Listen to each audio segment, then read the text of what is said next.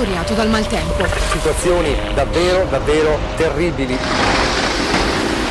Un disastro, mai visto. Primo piano è andato. Quanto è arrivata l'acqua? 2,80 m di acqua. Chi sapeva che dovevamo staccare i lampadari e... L'ultima volta che aveva visto un tempo simile era il 4 novembre, però del 1966. Devastazione dell'acqua e del fango. L'acqua ha scavato sotto e poi l'edificio in un attimo è volato giù tutto intero. Non ho mai visto una cosa del genere.